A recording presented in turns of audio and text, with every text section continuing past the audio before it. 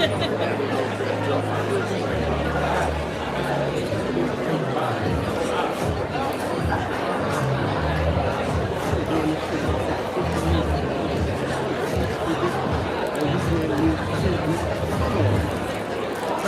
here is fresh. The Mayflower. If you were close enough, I mean, because you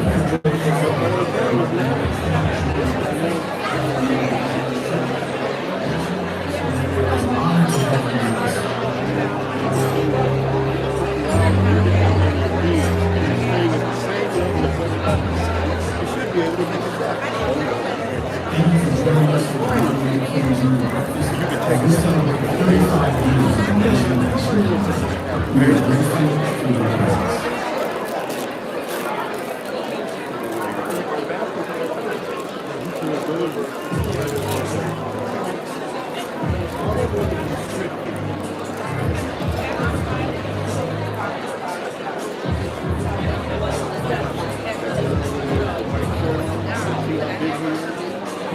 They'll let him play all this one. And he is huge. He gets in the way. He gets in the way. He gets in the way.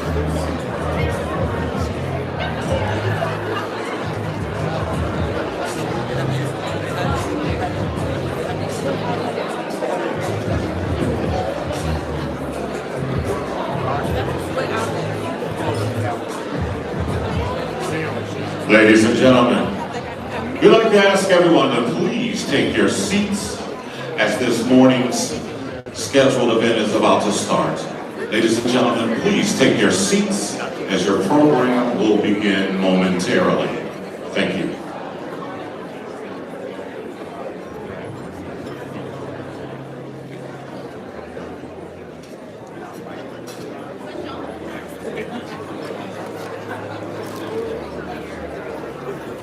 That's legacy right there. So what?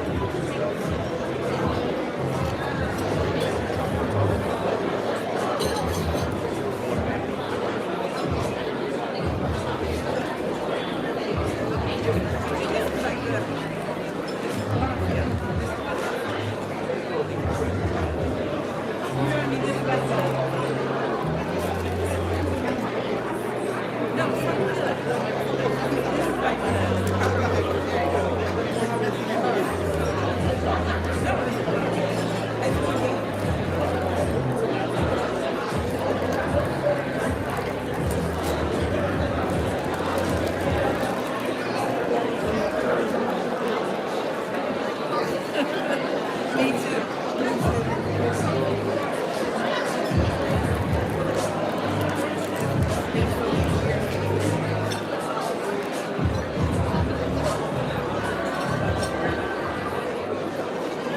Ladies and gentlemen, please take your seats as the program is about to begin.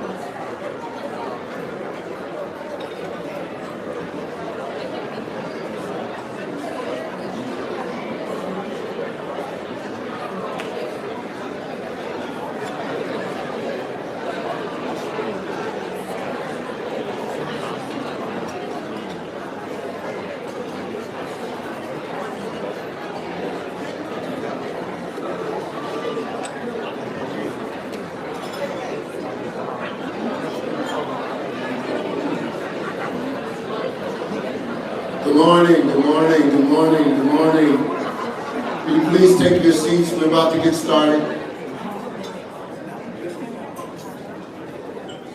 Thank you so much. Thank you.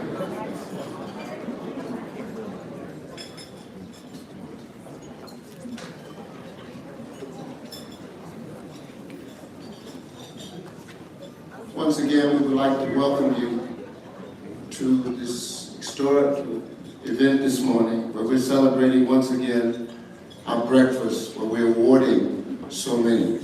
On behalf of the National Action Network and our leader, Reverend Al Sharpton, our chairman, Franklin Richardson, let's give them a hand.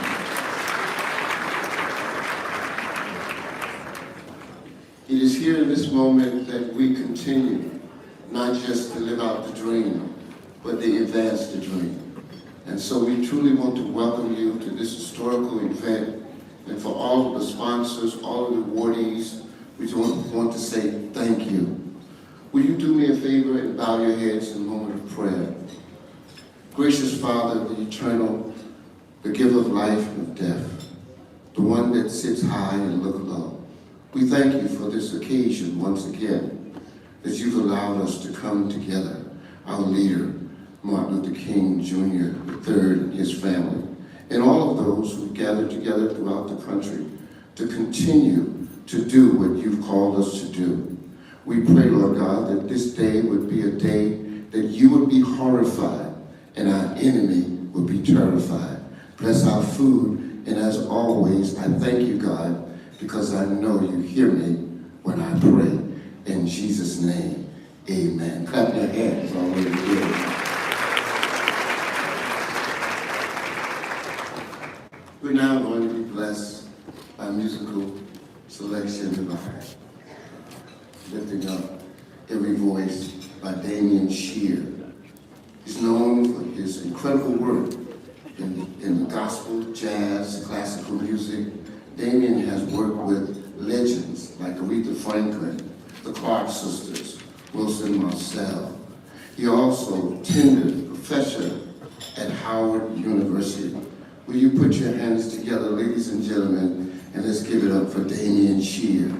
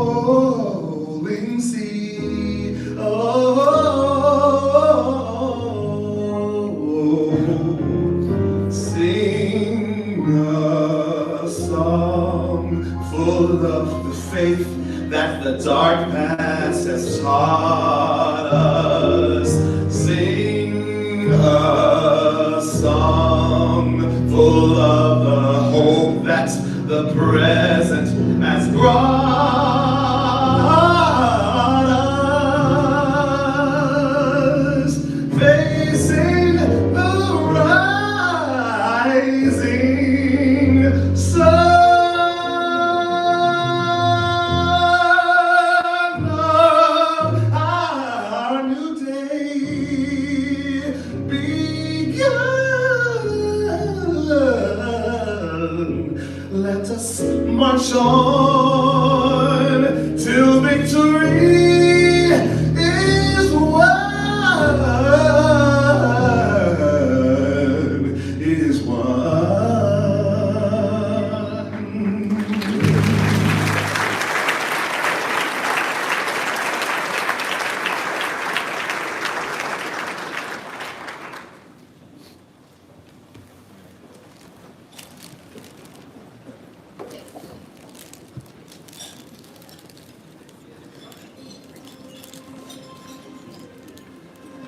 In 1929, a child was born who would one day awaken the conscience of a nation. Dr. Martin Luther King Jr. did not inherit a world ready for justice. He inherited a world resistant to it. Yet through faith and fearless leadership, he transformed struggle into strength and vision into movement. Yes, we're on the move and no wave of racism can stop us. Yes, sir. And the burden of our churches will not deter us. Yes, sir. The bombing of our homes will not dissuade us. Yes, sir. The beating and killing of our clergymen and young people will not divert us. Yes, sir. The ransom release of their known murderers will not discourage us. We're on the move now. Yes, sir. Like an idea whose time has come. Yes, sir. Not even the marching of mighty armies can halt us. Yes, sir. We are moving to the land of freedom. Yes, sir. His dream was never meant to live in history books. It was meant to live through us. And today, that vision still lives. It lives through leadership that refuses to be silent, and through those entrusted with carrying the legacy forward through the moral leadership of Reverend Al Sharpton and the continued stewardship of Martin Luther King III, ensuring that Dr. King's dream remains a mandate, not a memory. Through National Action Network, that vision remains active, organizing in the streets, advocating in the halls of power, and confronting injustice wherever it exists. Last year, on Dr. King's Day, we stood together and made a vow to keep alive everything Dr. King stood for, not just in word, but in action. We marched, we gathered, and we recommitted ourselves to the work. Since then, the movement has not paused from the National Action Network Convention, where leaders came together to organize and build power, to the Keepers of the Dream Gala, an event established in the name of Dr. Martin Luther King Jr., to honor those who actively protect, advance, and live out his vision of justice, equality, and service.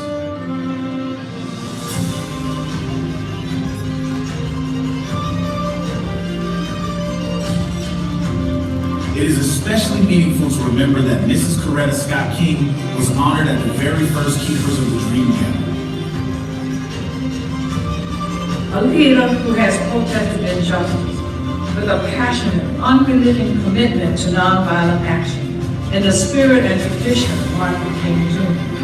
And I am talking about your leader, our leader, Reverend Al Sharpton. And she did more than honor the dream she protected. At the 2000 March on Washington, Mrs. Coretta Scott King charged Martin Luther King III and Reverend Al Sharpton with the responsibility of carrying forward Dr. King's vision, ensuring that the movement will remain alive, relevant, and unafraid. And to see them say today here, it warms my heart, because indeed the future of our leadership is in good hands, especially with all the others who are here in support of them. And I want to ask first that Martin Luther King III come forth, and then Reverend Al Sharpton. These young men have done an outstanding job, and we need to continue to support them. I will be there with them, even though I may not be able to walk all the way, but if I have to go in the wheelchair, that'll be all right too. I'll be there. Thank you. God bless you. And 25 years later, they still stand together. On the 28th of August, 2025, Reverend Al Sharpton and Martin Luther King III stood side by side, once again, not by coincidence, but by calling, on a date forever tied to the legacy of Dr. This time on Wall Street. Wall Street represents power, and too often, unchecked inequality. So they showed up to declare that economic justice is civil rights, and that accountability must exist wherever power lives. Dr. King taught us that the moral arc of the universe is long, but it does not bend on its own.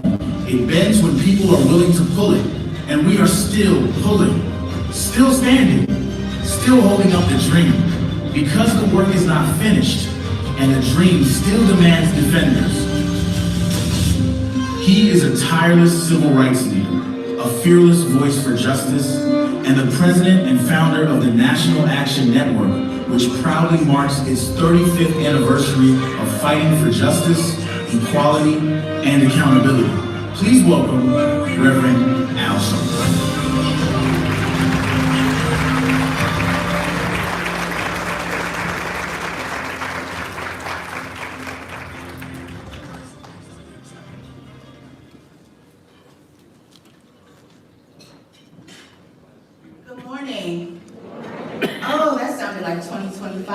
said good morning. Good morning. Wonderful. Well, I'm clearly not Reverend Al Sharpton, but my name is Ebony Riley. I serve as the Senior Vice President of National Action Network. I also lead our Washington, D.C. Bureau. Before we begin, I want to express gratitude to our volunteers, all the young people in the room. Are you here? Can you raise your hands, young people? There we go. Thank you so much for being here. 35 years ago, a vision was set in motion.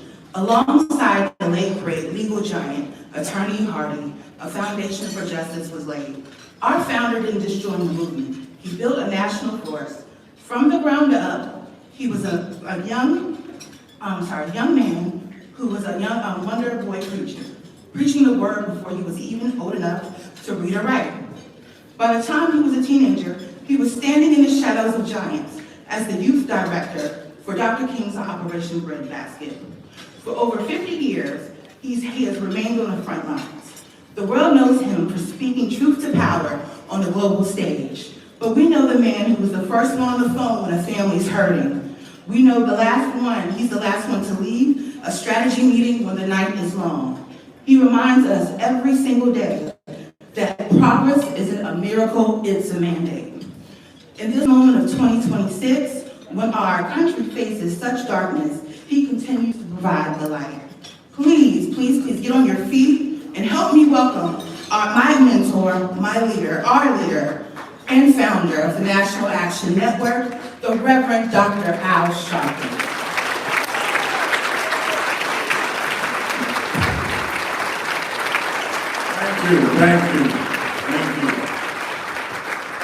Thank you very much, and certainly we are honored to have all of you join us on this King holiday.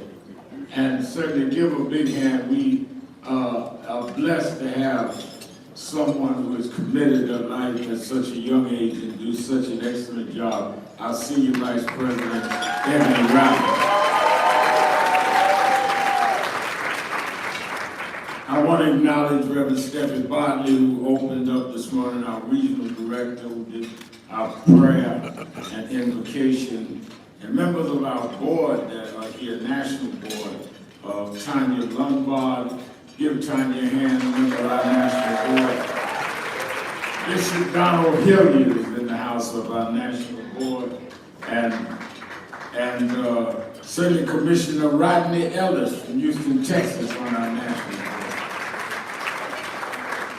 Our leadership locally and in this region, Leah 2X, Senator Larry Young, the godfather of Maryland, Bishop Michael Watson, and Dr. Stephanie Poplar. I want to acknowledge also Zach Carter, who was a U.S. attorney in New York and did a lot around getting some civil rights bills there.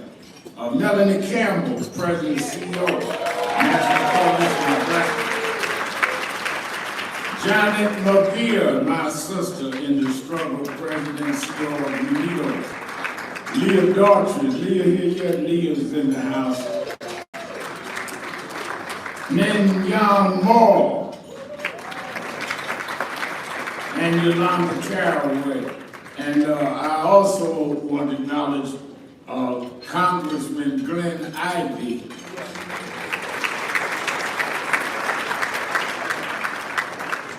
And the congressman, I always tease him when he was president, Martin, of the NAACP, back in my controversial day when I was fat.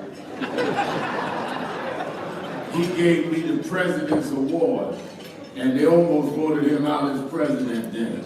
Congressman Kwesi Nkrumah.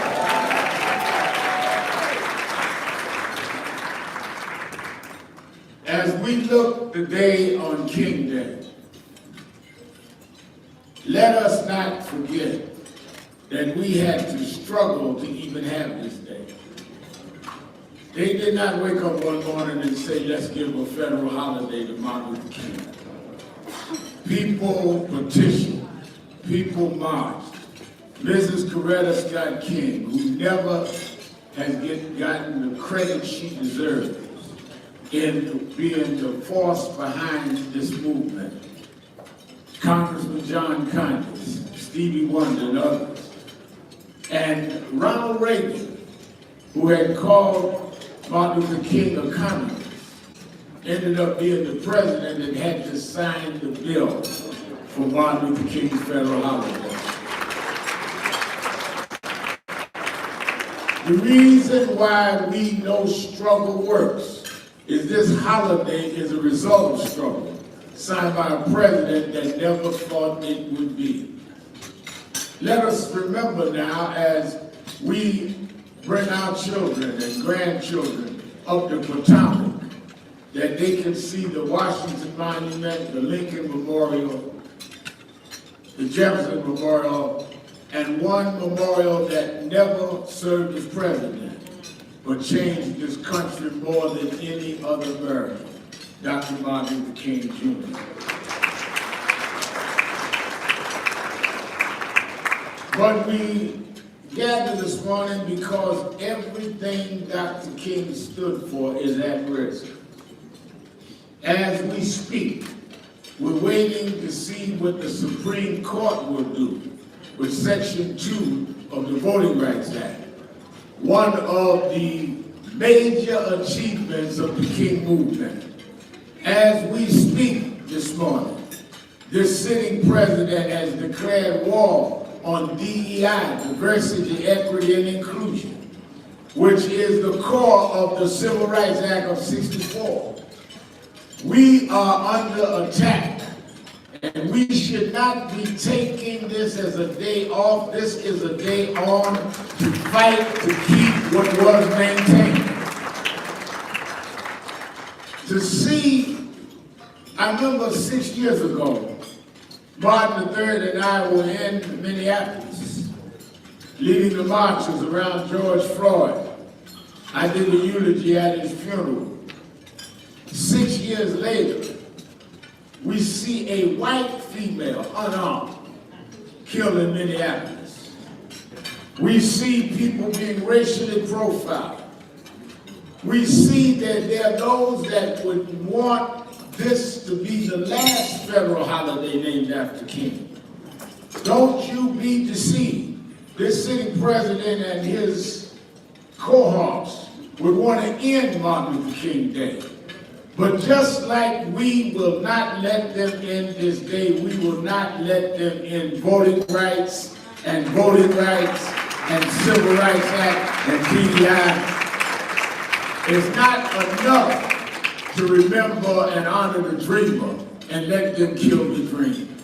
And that's why National Action Network has every year started in Washington, D.C. with this breakfast. And then we go to New York with our public policy forum. And every year we try to set an agenda and go into April. We always have our national convention in April, which is the month Dr. King was killed, to say that they killed the dreamer, not the dream. And those of us that come out of that movement is going to continue to fight. This April will be our National Action Network is 35 years old in this April at our convention. One of the things, though, we've been most proud of is to try to keep the assignment that we were given. As I said, Mrs. Coretta Scott King never got the credit she was due. She's the matriarch of this movement. You must know that Dr. King was in Boston and graduated Morehouse College, 19 years old. Went to Boston University, an Ivy League school at a time many blacks couldn't get in there.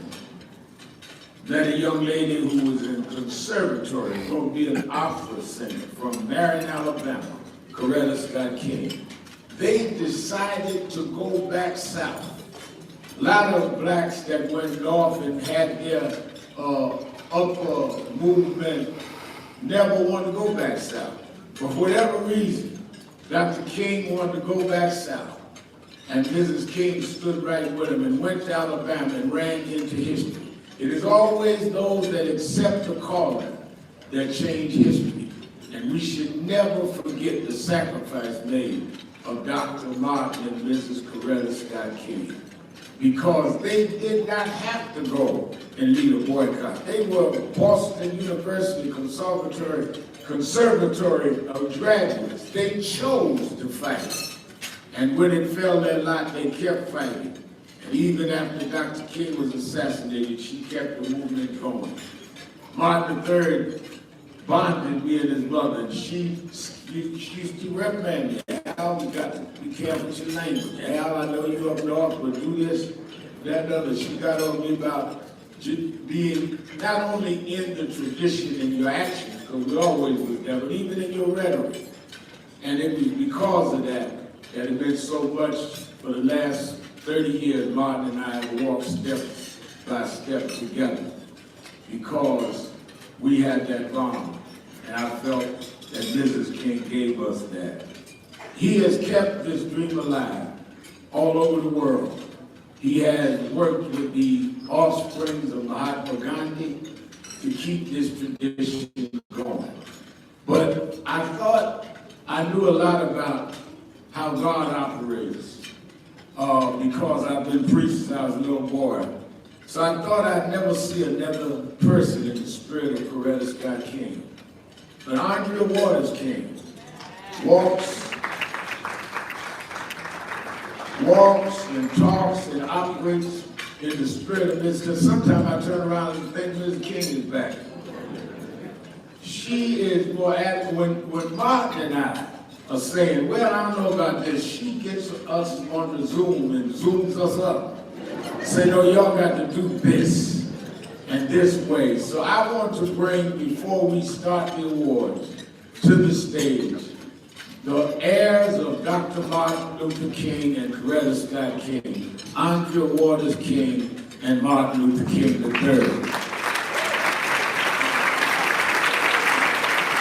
History is often told as Let me play this video as we come to the stage.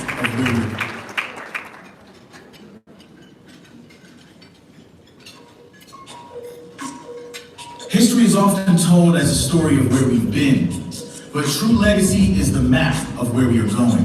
Today, we are joined by the architects of a movement leaders who have taken a global inheritance and forged it into a daily mandate for change.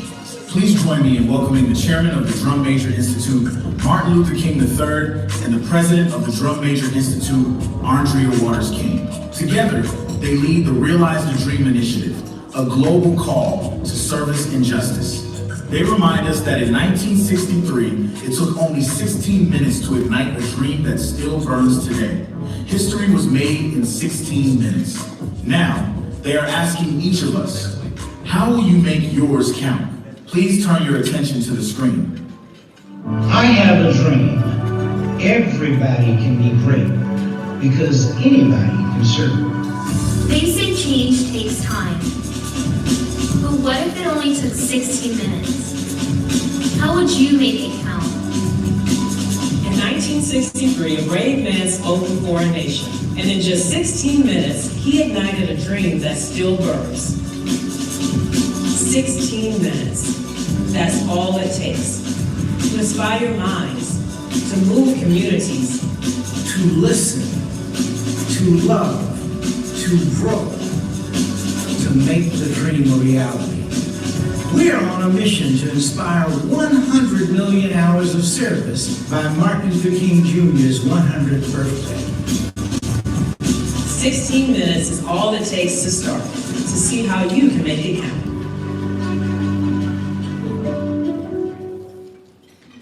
Martin and Andrea Waters King.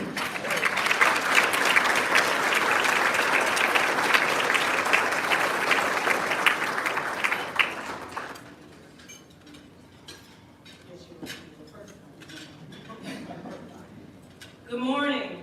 Good morning. Happy King Day.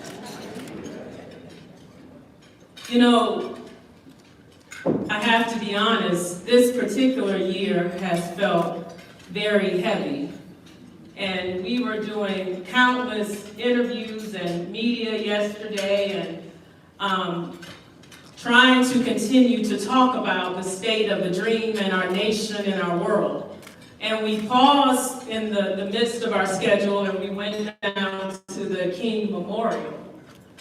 And what greeted us there as we were there to lay a wreath and have moments of quiet reflection and rededication were hundreds of everyday Americans, Black, white, Asian, young, old, just standing out in the cold, themselves wanting to be a part and to reaffirm their belief in the dream and the work of Martin Luther King Jr. and Coretta Scott King.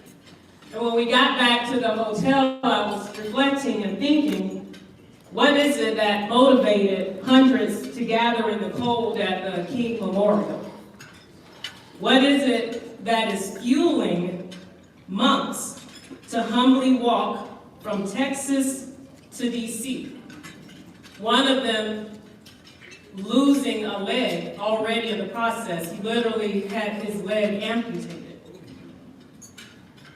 And every step along the way, more and more people are joining him. Thousands at this point, at every stop. What caused Renee Good to stop on that cold winter morning?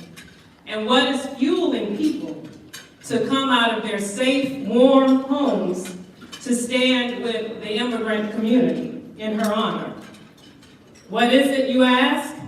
I say that is love.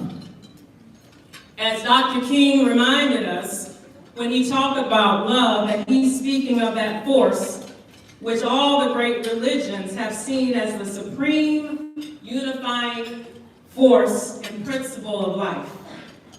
And let us not forget that loving in the face of hatred is a revolutionary act. We've been reading and watching a lot of Howard Thurman in our home these past few months, and one of the things that Martin was reminding Yolanda and I is that his father, on all his travels, he took, of course, his travel Bible and also a book from Howard Thurman, Jesus and the Disinherited. So we, as a family, have been rereading Martin, Yolanda, and I, Jesus and the Disinherited.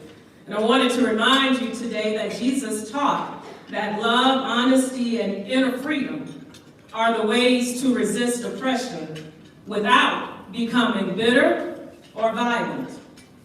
And at his heart, Jesus and the Disinherited teaches us that love is not weakness.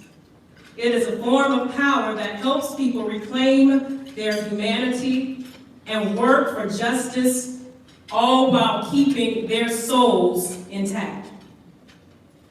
Love requires and demands endurance. And that's something that women are particularly and uniquely qualified for.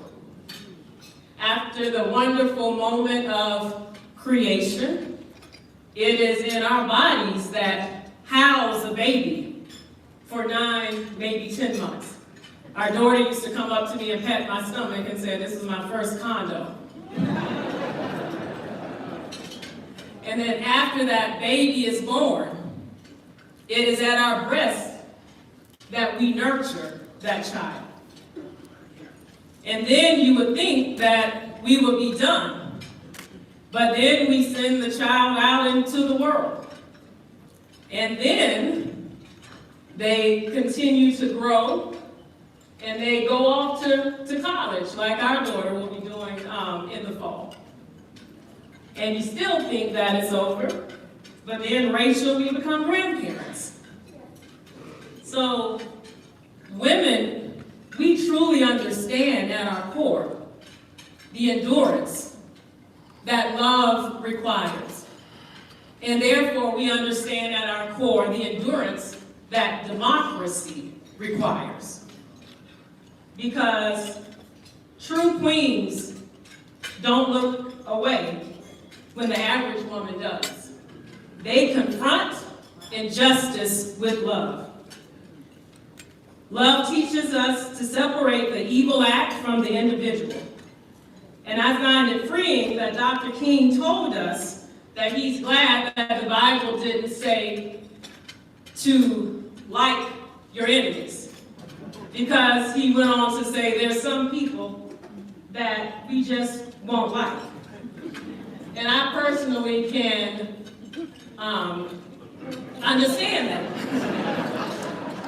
You know, I'm not gonna like the people that are coming and removing parents from their children.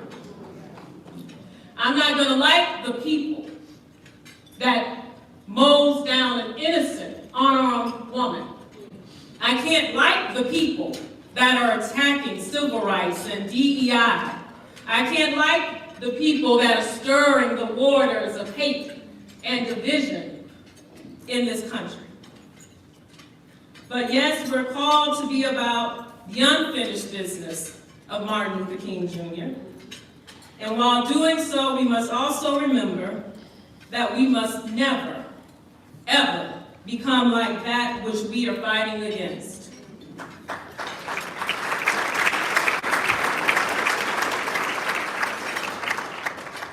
And as we're going back out into our communities today and tomorrow, I want each of us to remember that, like one of my favorite gospel songs say, we may rock, we may wail, but we won't fall and we won't fail. Thank you very much.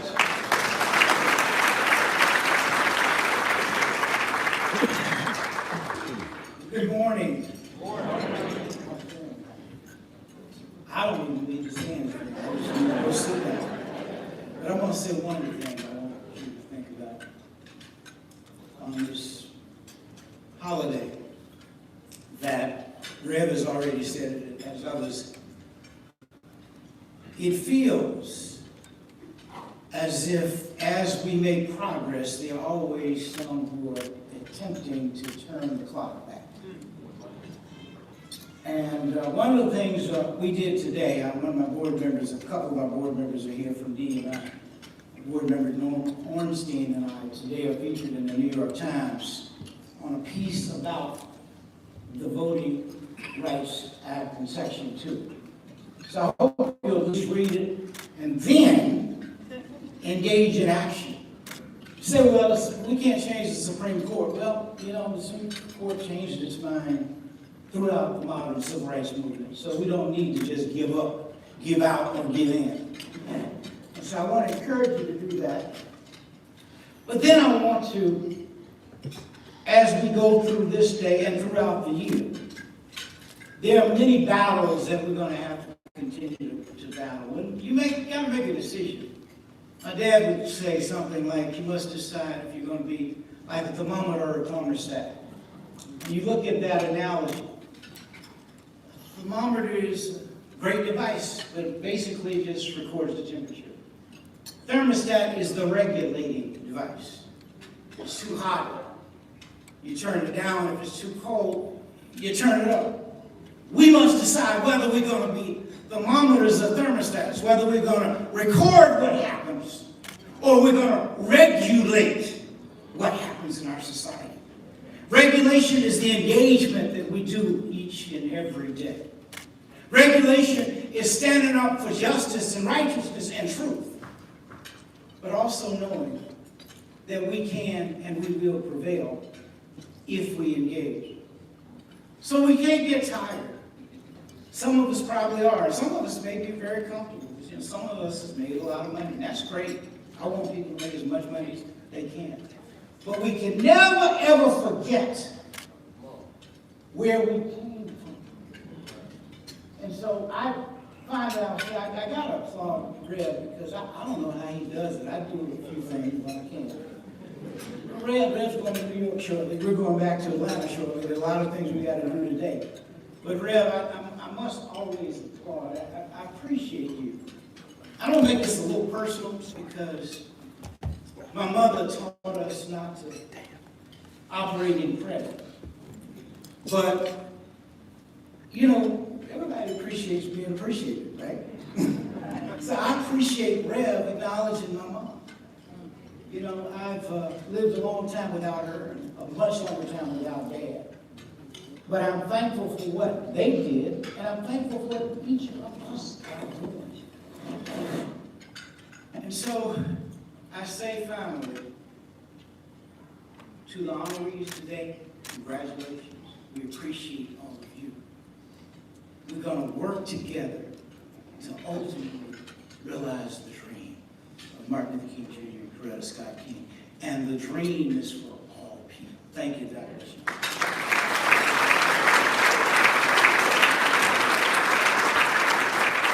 Martin Luther King III, the Honorary Award is King. Give them both a hand.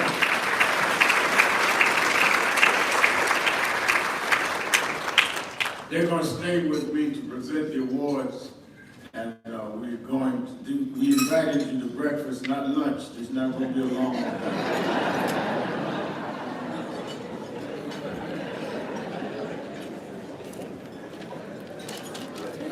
Must acknowledge in the audience is former U.S. Senator LaFonza Butler's in the house.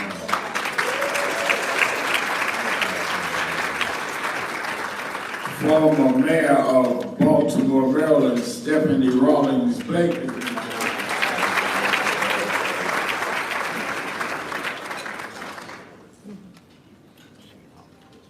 And the mother of the governor of Maryland is in the house. Joyce Moore is in the house.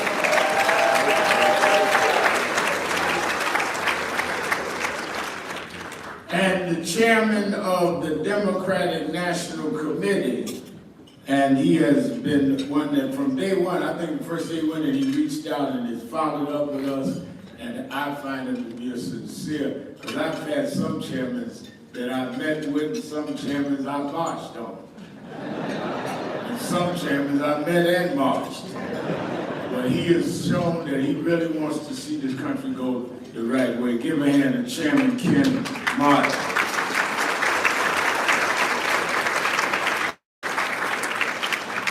Let me start with the first award, a young man that in many ways represents what we are trying to do and be a National Action Network. Eric Carpenter Grantham says that justice requires innovation and new voices. Our first honoree is proof of that. When we empower our own, we change the world. Let's look at the work of Eric. Most people spend their lives trying to fit in, but Eric Blessed Carpenter Grantham was created to stand out. This is Eric's ID. A landmark law that placed a silent but powerful butterfly on state documents, a vital voice for those with hidden disabilities. It identifies drivers with autism, hearing loss, or mental health conditions, ensuring safety and understanding during every police interaction. But Maryland was just the beginning. From the stage of The View, Eric is now leading a national movement to expand this law to all 50 states. A heart bypass survivor and high honors graduate, Eric has turned a journey of resilience into a historic legacy of public service. For his courage to make the invisible visible and his commitment to the dream of equality, please welcome the recipient of the 2026 MLK Day Youth Award, Eric Blessed Carpenter Grantham.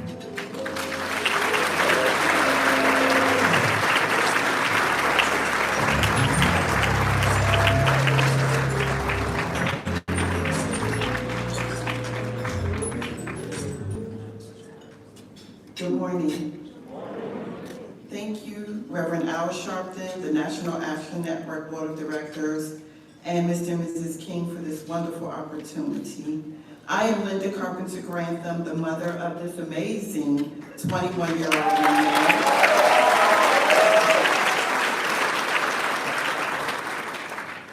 Eric is highly functioning autistic, and after having a conversation with him when Mr. George Floyd was killed, I realized I have an African-American son with an invisible disability. Should he be stopped by law enforcement, that could be very concerning. So I had a conversation with Eric to stay safe. I said, put your hands up, don't reach for your phone, yell out I have autism, yell out someone call my mom and yell out my number. Eric started to cry. He said, Mom, I could do that, but the police might shoot my friends that have autism because we're all different on the spectrum. Some of them have ADHD, they won't keep still. Some of them have sensory. I'm scared for them. So he said, Mom, we gotta do something and we gotta do something now, while he was crying. I said, okay, let's think it through. So he came to me a little later. He said, Mom, I would like to put something on the IDs that would let the police know that me and my friends have autism so we can stay safe. Eric loves God and he loves politics. He said, Mom, can you take me to Congress? I'd like to have a conversation.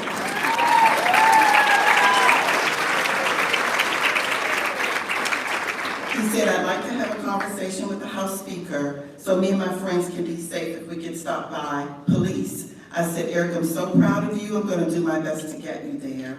Well, we had a meeting with Senator Will C. Smith, Delegate Janelle Wilkins, and Delegate Kim Taylor.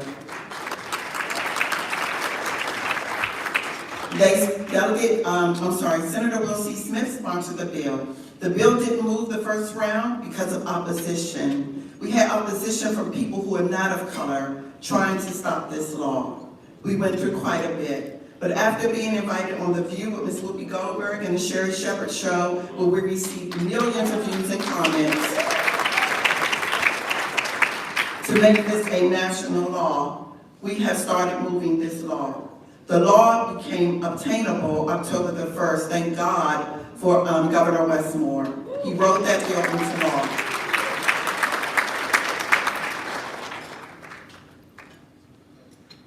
Now, we are in the process of moving this law to state by state. We now have Delaware, Georgia, New York, and Pennsylvania who have written the drafts for Eric's ID law.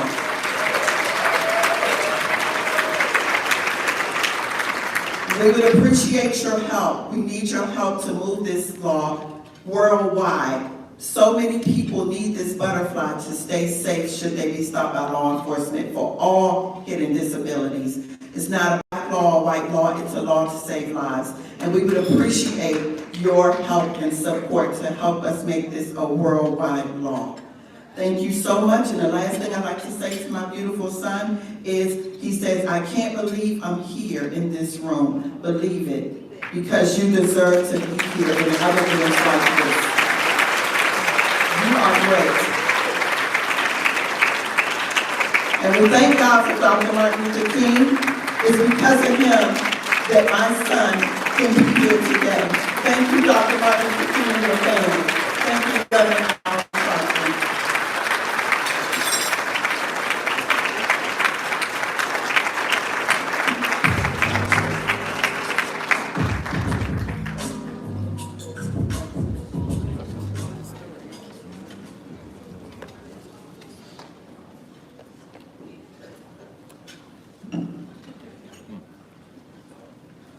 Our next honoree is a particular honoree who has put in policy and action what people fought and died to get people that were elected that represents not only our community, but the best in all communities. This young man came in as mayor of Baltimore and lowered the gun violence, lowered the crime, delivered for his constituents, and has become a national symbol of what we could do if we put our best in our best. And we're proud to give the award today to the mayor of Baltimore, Maryland, Mayor Brandon Scott.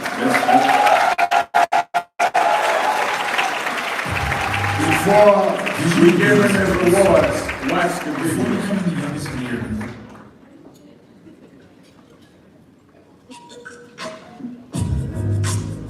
vision begins with service. Before becoming the youngest mayor in over a century, Brandon Scott served 8 years on the city council, eventually becoming its unanimously elected president. In November 2024, he made history as the first Baltimore mayor in 20 years to win re-election. A mandate to continue a historic transformation that saw homicides drop by 20%, the largest annual decline in the city's history. He tackled the skyline with results, delivering an 18% decrease in vacant properties, hitting a 2-decade low. Under his leadership, Baltimore achieved the lowest unemployment rate in city history. As a trailblazing leader and co-chair of Mayors Against Illegal Guns, he remains the authentic, straightforward son of Baltimore who leads with the city's heart and soul, a husband, a father, and a champion for equity. He is building a Baltimore where every neighborhood is revitalized and every child's potential is a priority. National Action Network is proud to honor the 52nd Mayor of Baltimore, the Honorable Brandon M. Scott, with this year's MLK Day Visionary Award. And as a former honoree of the National Action Network's Dr. Martin Luther King Jr. Breakfast, I want to begin by recognizing the leadership of this great organization. My guy, Reverend Sharpton, you're one of a kind. You've dedicated your life to safeguarding and advancing Dr. King's legacy, and I couldn't be more grateful for the way that you have blessed the lives of so many, including mine. I also want to thank Ebony Riley and her team, and Andrea Waters King, and the entire King family. Your work continues to shape national conversations about equity and justice, and you inspire so many to pursue their own path in public service. And finally, I am thrilled to congratulate today's Visionary Award recipient, my guy, Mayor Brandon Scott. Mr. Mayor, you deserve this honor. Your leadership is turning your vision for Baltimore into a Baltimore where we can all thrive, helping to drive down historic lows in crime. A Baltimore that has one of the fastest growing economies in the country. You've been an incredible partner in this work, Lynette. A strong leader for the city, and most importantly, a devoted friend and father. So congratulations, Brandon. And thank you to everyone here who is working to strengthen our communities, to broaden opportunities, and most importantly, to serve the people.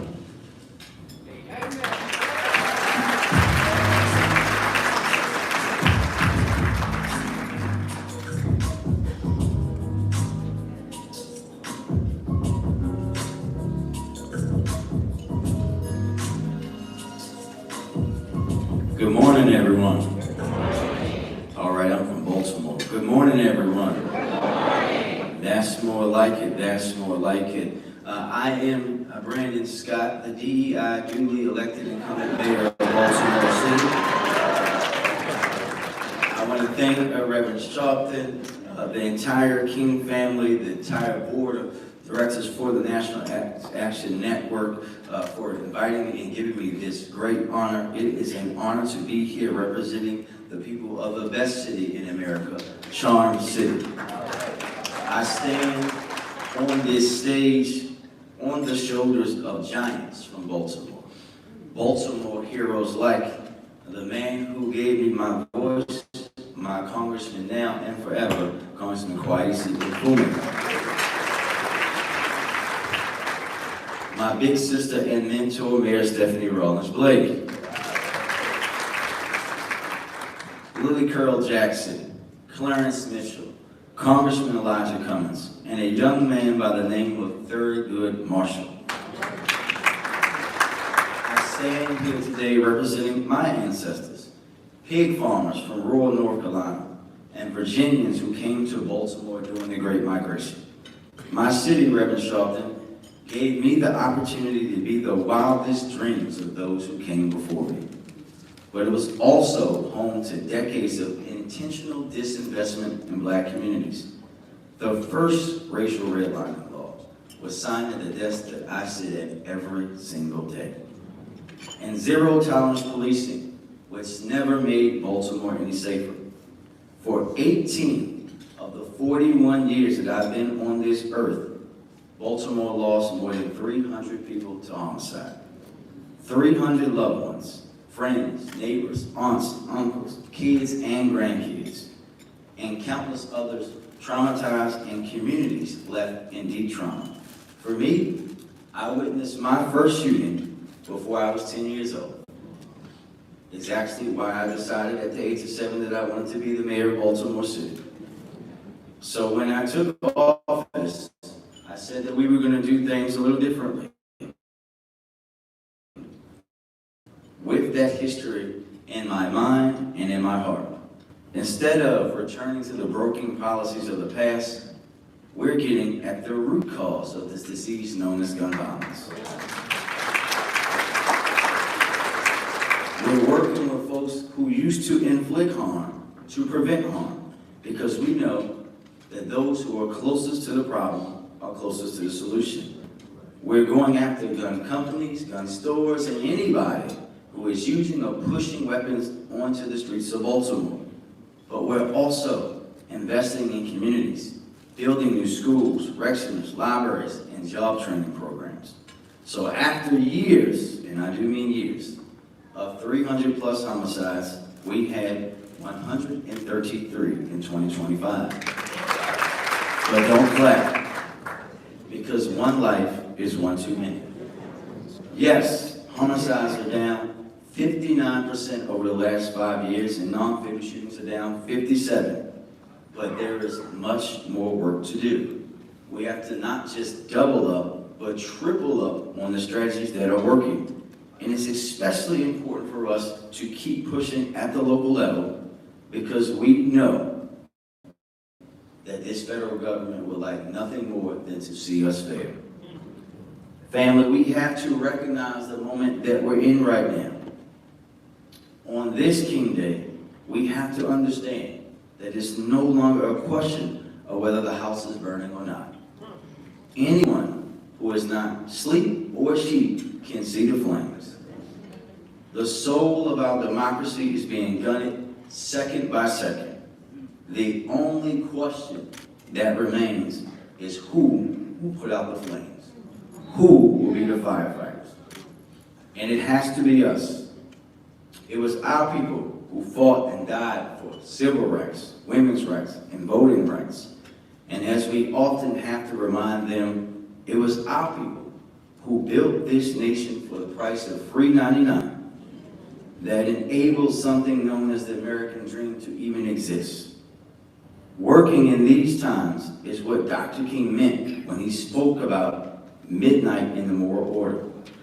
We know that there will be harder days ahead, both for the cause and for each and every one of us as individuals.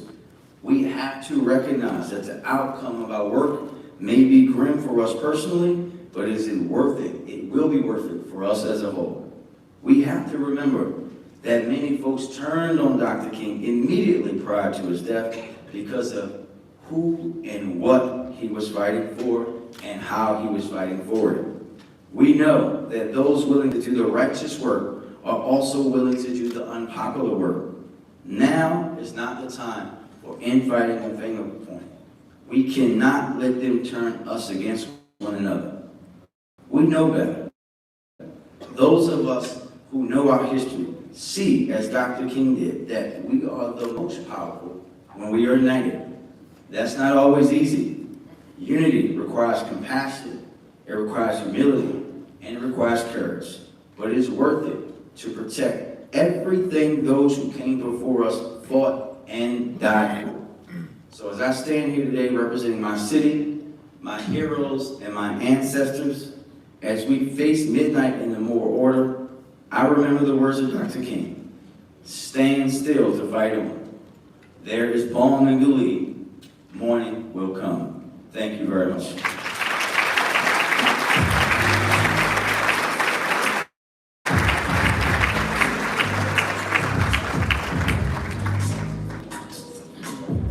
Our next honoree is a man that not only made history, but changed history. I've known him over 30 years as he was a pioneering civil rights attorney and came in the generation that immediately followed the tumultuous 60s. He grew up in it and became an attorney that wanted to make law and permanent what they had been fighting for. His wife was one of those that faced the door being shut from those that would go to schools in the South. And they're coming together, his wife and him, had a commitment that no matter how high he went in his profession, he never forgot where he came from. I remember that in many days that people would not want people like me in the room. He said, no, you need to listen to them. But it was more than him letting us in the room. He fought for what we believed in when we left the room. And I'm honored that he would take time to be honored by us, because he's truly a historic figure. He's the first black Attorney General of these United States. He's the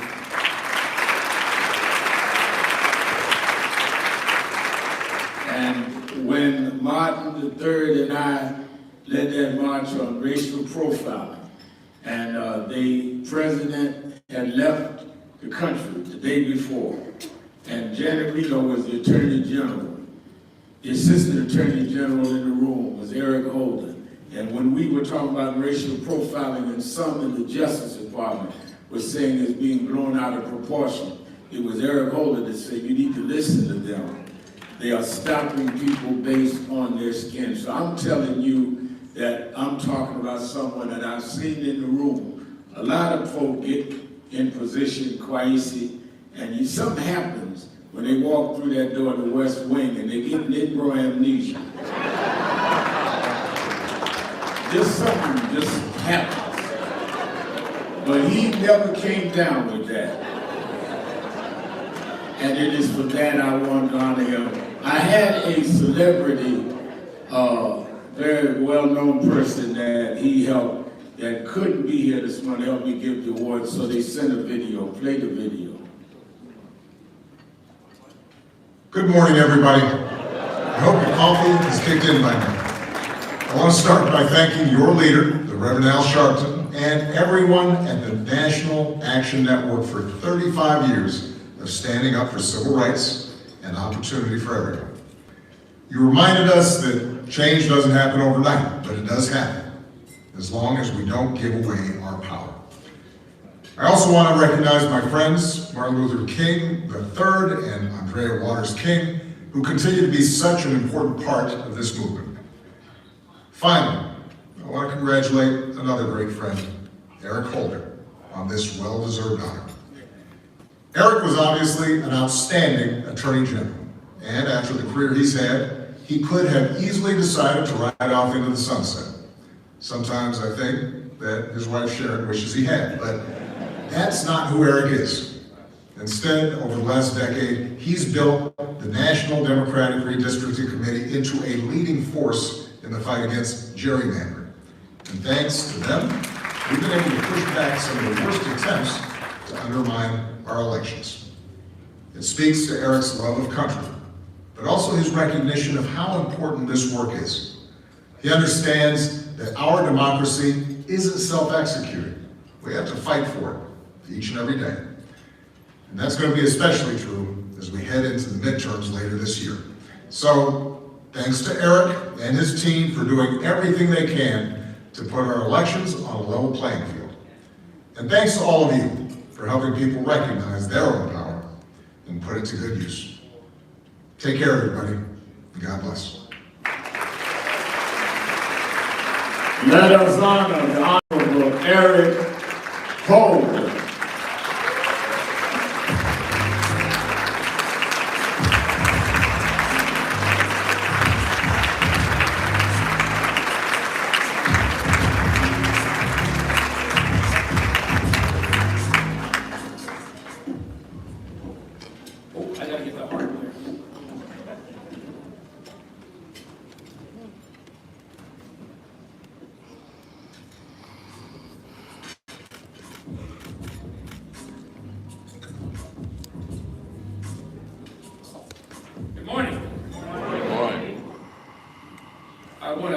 Thank both Martin Luther King Jr., Martin Luther King III, and Andrea Waters King for your leadership in bringing us all together this morning. Your father would have turned, I guess I'm not great at math, but 97 years old this week, and I can't help but wonder how this country might be different if he had not been robbed of decades of his leadership and even greater amounts of wisdom he might have offered us over these lost years, his lost years.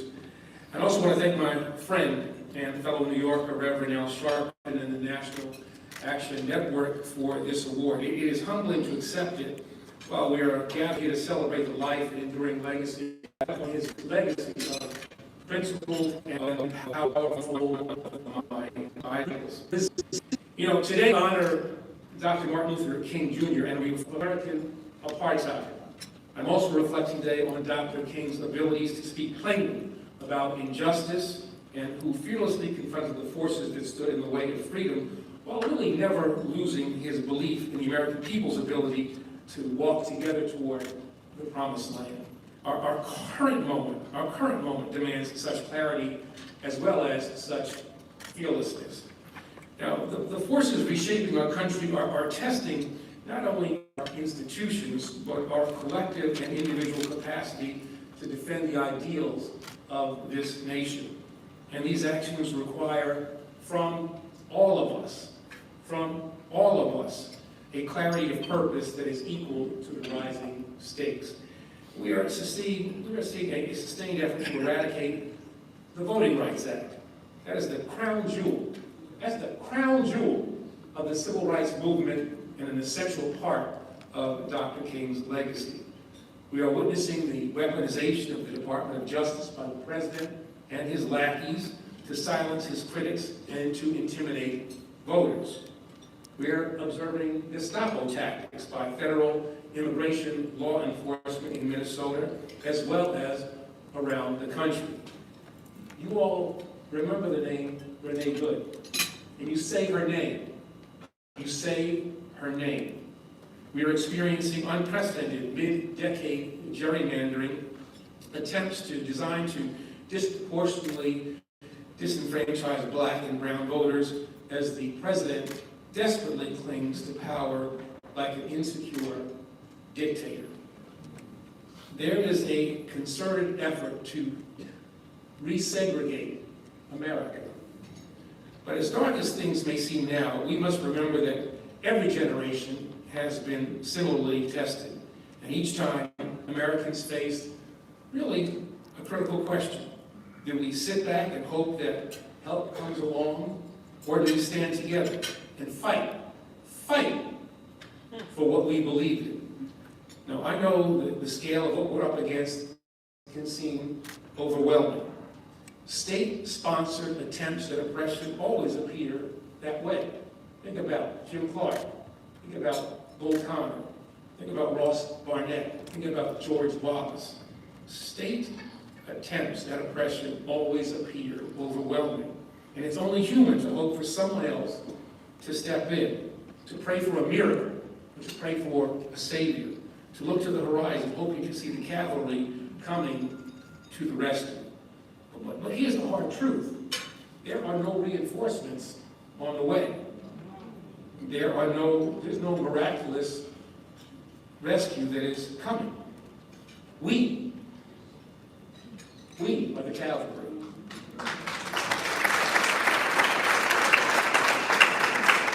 And Dr. King understood this acutely. Listen to his words. His words. Human progress is neither automatic nor inevitable. Even a casual look at history reveals that no social advance rolls in on the wheels of inevitability. Every step toward the goal of justice requires sacrifice, suffering, and struggle.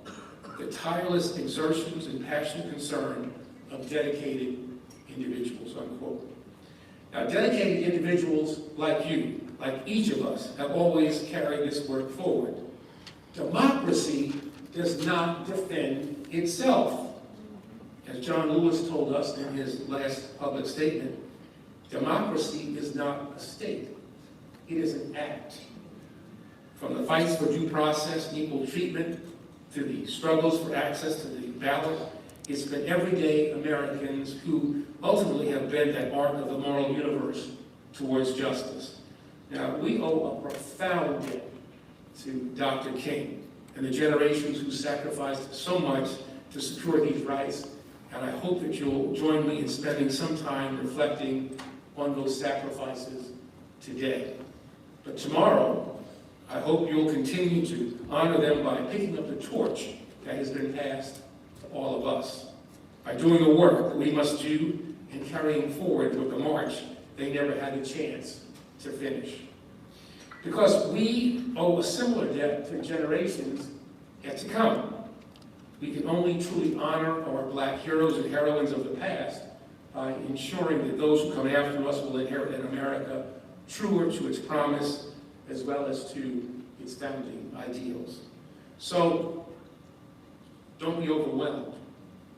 Do not feel fatigued. I don't want to hear anybody say that they're tired. Do not capitulate. Do not collaborate.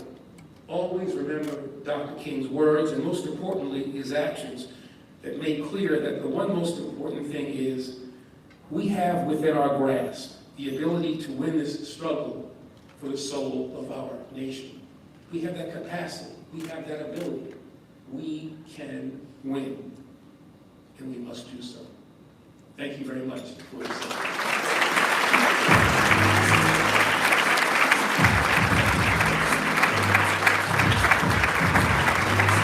Eric Holder.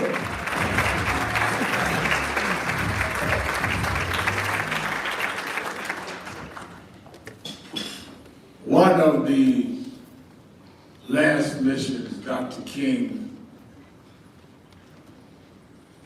took on was the fight for economic rights.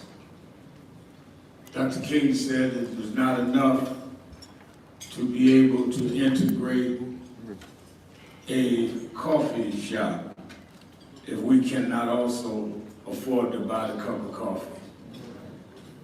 It's not enough to say we can stay in any hotel if you couldn't pay the bill. So the economic empowerment of our community is as important or more than our social legislation. Some people became flashy and became showy in economics. And sometimes when you do that, you signal people to come after you to put you out of business. And then some people are just rock solid and build slowly, carefully, and solid. And we wanted to honor our economic development empowerment award to a woman that speaks softly, but carries a big stick, and has produced more businesses and children of those businesses than anyone we know. And we honor her today, and I want you to watch the video.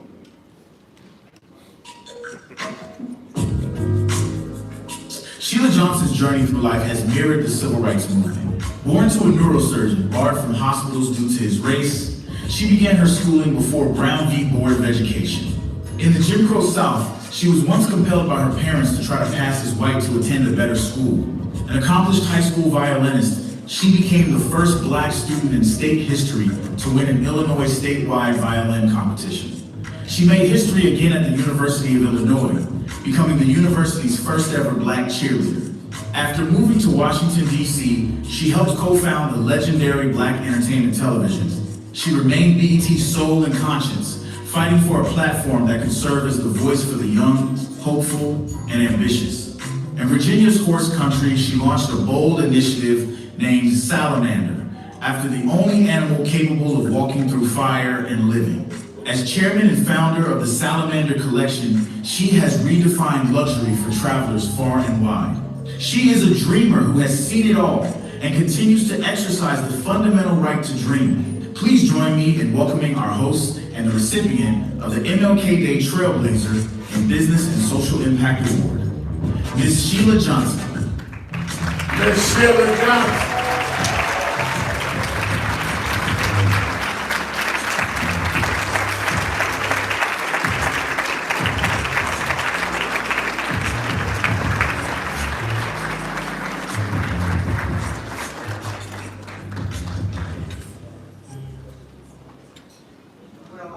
Tell you it's a real honor to have everyone out here sitting in my hotel.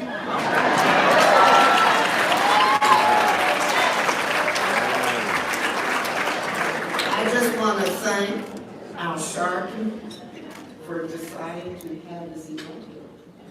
Thank you so much. You know, there's so many honors based solely on the importance of the organization, awarding them the take on a weight and texture of all their own. This is indeed one such honor, and I get a lot of honors.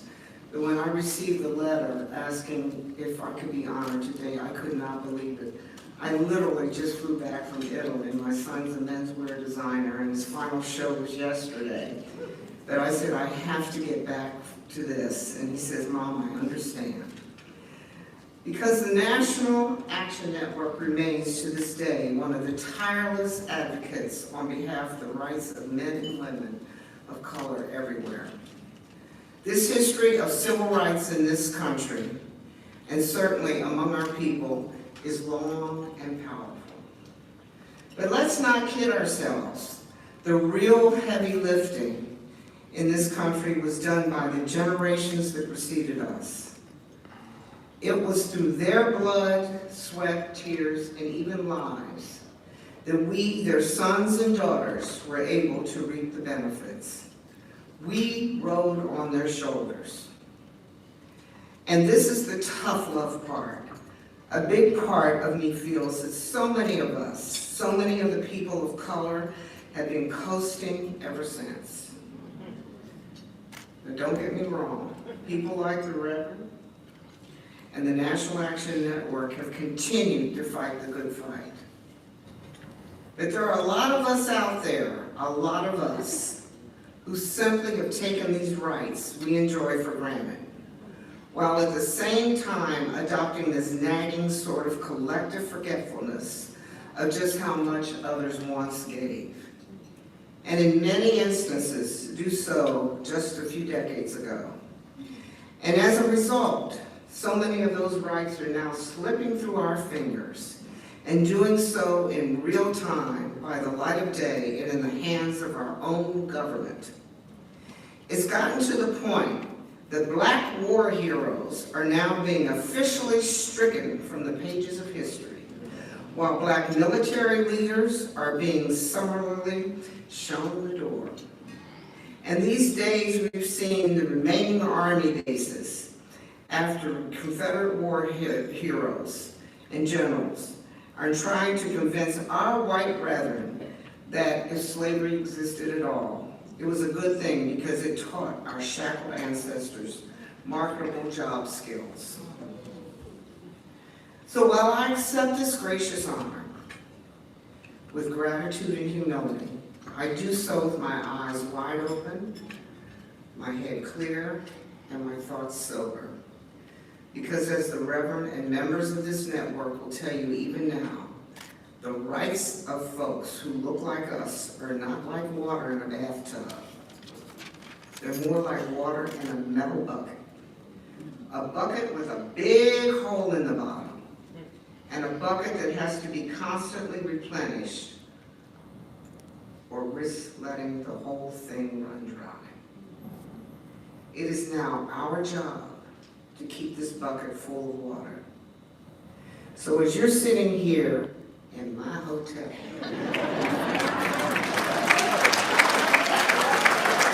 I really want you to understand the meaning of the ceremony. And as it was said in the video, it is the only animal that walked through fire and still come out alive. It stands for perseverance, courage, and fortitude. We all have got to become more vigilant. We have got to stand up for what is wrong and not be afraid to speak out. We have to continue to fight the fight, because when I built this company, you have no idea how long it took me. It started in 2005. 8 hotels later, 8. And really mentoring and bringing along really smart young people. We have got to reach out to this younger generation. I'm old, we're all getting old, but we've got to move aside and we need to bring and educate this younger generation, because otherwise we will not have a future. I'm just telling you this from experience.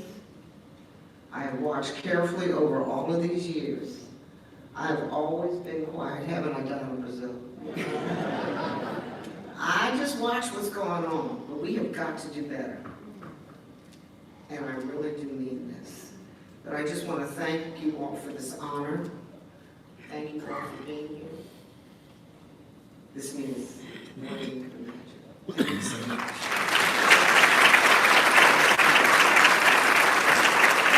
To always admonish us is you've got to give women credit in the movement.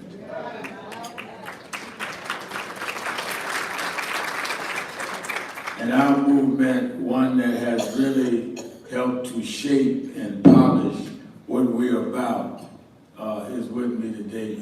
She plays behind the scenes, but she creates the scenes. Rachel Nordlinger, stand up, one of our outstanding entrepreneurs. One that's been like a niece or daughter to me that has risen up from activism to being one of the great voices of our country now. Simone Sanders is in the house.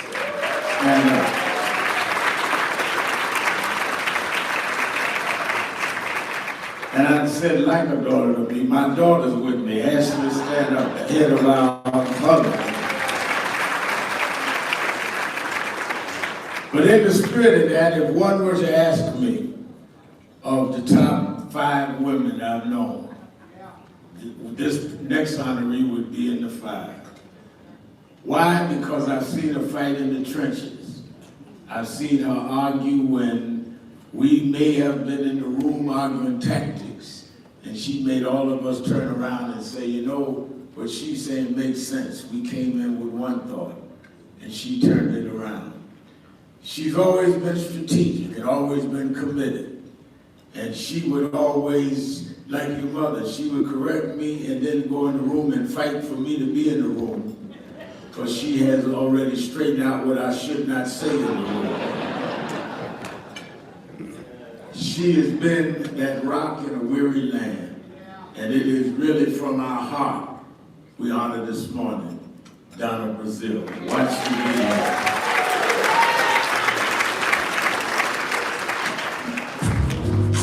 A veteran political strategist and a pioneer in American governance, Donna Brazil has dedicated her career to the advancement of democracy. A visionary leader, she made history as the first African-American woman to serve as the manager of a major party presidential campaign. An Emmy and Peabody Award-winning media contributor, her authentic voice has made her one of the most respected figures in American public life. From serving as the chair of the DNC to leading the Voting Rights Institute, her work is defined by a steadfast commitment to the integrity of the political process. A prolific author and academic leader, she has lectured at hundreds of universities, mentoring the next generation of leaders in equity and civility. Whether in the halls of Congress or on the screen, her life's work remains a testament to the power of civic engagement. For her enduring legacy of leadership, we honor Donna Brazil with the MLK Day Legacy of Leadership and Civic Engagement Award. Donna Brazil, y'all.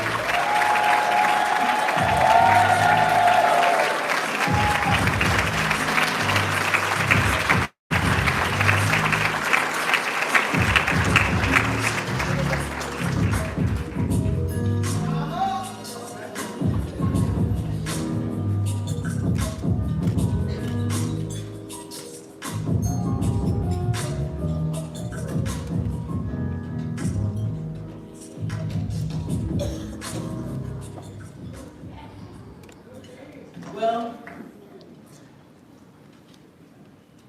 it's hard for me to stand here without thinking of Red Scott King. She hired me. I don't even think I had a resume, but I was on a mission. On the night Dr. King was assassinated, my grandmother, she called us in the order of birth: Cheryl, Shildana, Teddy, Chet, Lisa, Demetri, Kevin, Ziola. Did I tell you we were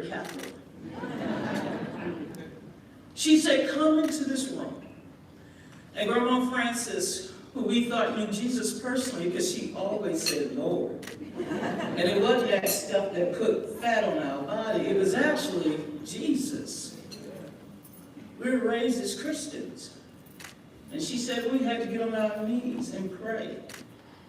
And when she told us why we were praying, often we would pray to make sure our parents got home safely. I grew up in the segregated South, right outside my beloved hometown, New Orleans. Grandma wanted us to pray for Dr. King. She had hope that Dr. King would survive.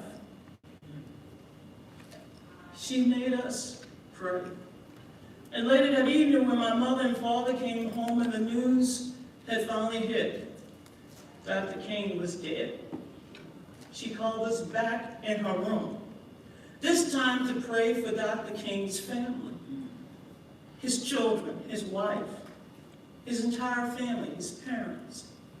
But she also told us to pray for the man or the person who did this. And of course, growing up, they used to say Donna got a big mouth. I asked my grandmother why we had to pray for some white man who killed Dr. King. I was 8 years old. And I said, I'm not praying for no man who killed Dr. King. My grandmother shut me up and she reminded me what was in the book of Matthew about loving one's enemies. I said, oh, I have to do that too? It was a night I would learn so much. And from that moment, I knew what I had to do. That calling came at an early age. I was 8 years old, and yet I told my mother I had to finish Dr. King's work. Now, I had no idea what the hell I was talking about. I told you I cursed. Famous for it. I can string curse words together. Make sentences out of curse words. You go to church and ask for forgiveness. Come out and drink a glass of wine and curse some more.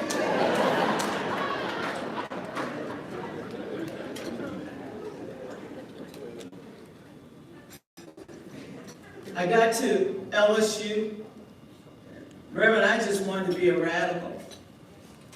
And so I was put in charge of a committee to invite speakers. I invited everybody I could. Everybody black. I told the folks at LSU, y'all invited all the white people, I'm going to invite all the black people. All the black people I want to get to know. And did I invite them? But one invitation that I extended to Ralph Abernathy changed my life forever. And that invitation was to come and speak to our entire student body.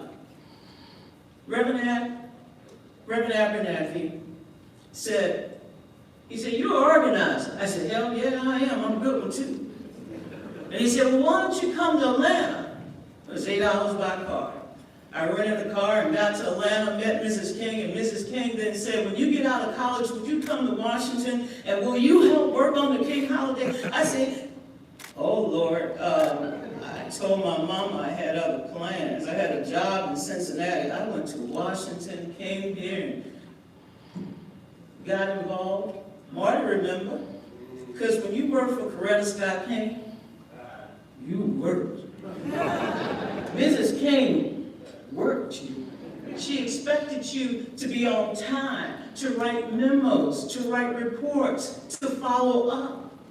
And then she said, and Stevie Wonder, and John Conyers, and Katie Hall, and members of the Black Caucus, we got to do this. And then she went to Eleanor Holmes Norton, God forbid, and Eleanor said, Mrs. King, have you lost your mind? You want to hire that young kid? And I had to look at Eleanor, cuss her out, and tell her, you were young when you worked for Fannie Lou Hamer, and you were young when you worked for Meta Evans. Why are you going to stop me from working?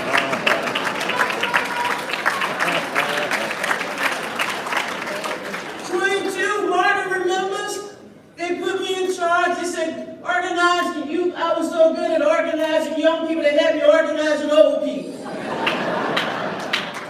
It's hard for me to go to Union Station because every year I would go and I would show up with more envelopes and more petitions until we one day had 7 million petitions. We gave them to Tip O'Neill and he told Ronald Reagan it was over. We had enough petitions to make Dr. King's birthday a national holiday. I know that history because I lived it. I was part of that history, and I'm so grateful to God that Loretta Scott King saw in me what I knew I had in me, that I want to finish the dream. And so today, my friends, that dream is not finished. That dream lives in all of us, and none of us would be in this room had we not had the men and women of the civil rights movement who dared to make this journey possible. We must finish the work, no matter how hard it is, how long it takes. We need to convince the next generation this is their job to do as well. I tell my students, why you? Because there's no one better. And why now? Because tomorrow is not soon enough. We got this, folks, and we are going to prevail. We're going to see water run down like righteousness. Don't make me start preaching. I love you all, but I wouldn't be here had it not been for that dream, had it not been for their sacrifices. I would not be here had it not been for men and women who believed in all of us. I'm so grateful that this is the day that we come together. Grateful to be among all of these wonderful honorees, to be in a room with so many distinguished Americans. But most of all, I'm grateful that we're going to continue this struggle, and we're never going to grow weary or tired in doing good. Because we know we'll reap a harvest if we don't give up. God bless y'all, and thank you again. Thank you very much.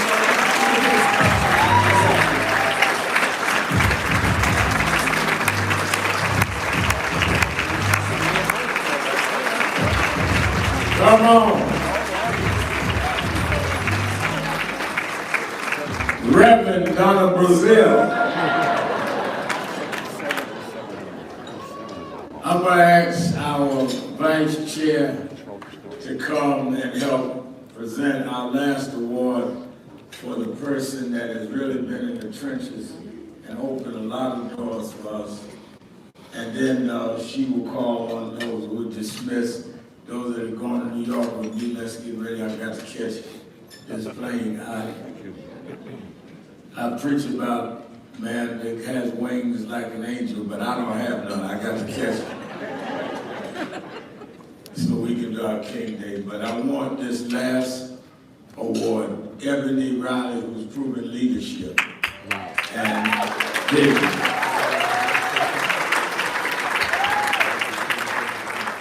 I want her to present one who has taken our Congressional Black Caucus into a new level of service.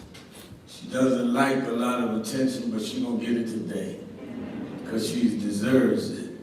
Because for these members of the caucus, to have someone that's not trying to get in the way. You know, some folk work for you and get in the camera ahead of you and give out their name and caption before you leave the room.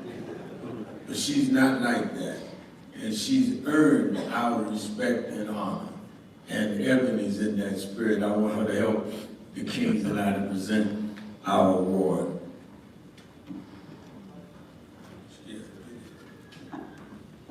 Give a round of applause, please, before our principals depart to Reverend Al Sharpton and Andrea Waters, King and Martin Luther King III. So, Nicole, we're going to have you come up and take your photo, and then I'm going to introduce you and play your intro video, and then give remarks.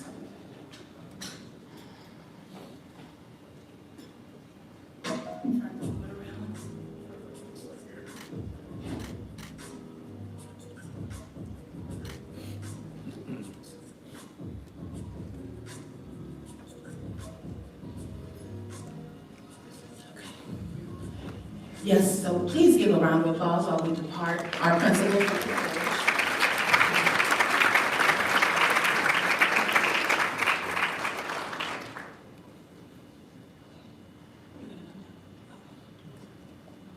To lead is to build bridges. To serve is to shift systems. Today, we honor a woman whose career has been a masterclass in hope. As president and CEO of the Congressional Black Caucus Foundation, Nicole is expanding the pipeline for the next generation of leaders and connecting the private, public, and corporate sectors to empower Black communities worldwide and carrying the legacy of the foundation's mission forward as it celebrates 50 years of impact in 2026. From her landmark work at the Brennan Center defending the right to vote, to her global advocacy with Human Rights Watch tackling global injustices. A proud Harrisburg, Pennsylvania native, graduate of Carnegie Mellon University and Howard University School of Law, and a former president of the Washington Bar Association. For her relentless pursuit of peace, equity, and justice, and her dedication to the dignity of all people, we celebrate the 2026 Dr. Martin Luther King Jr. Beacon of Justice and Equity Award honoree, Nicole Austin Hillary. So our final award goes to a woman leading the charge for Black excellence and policy at the highest levels. Here is the president and CEO of the CBCF Foundation, Nicole Austin Hillary.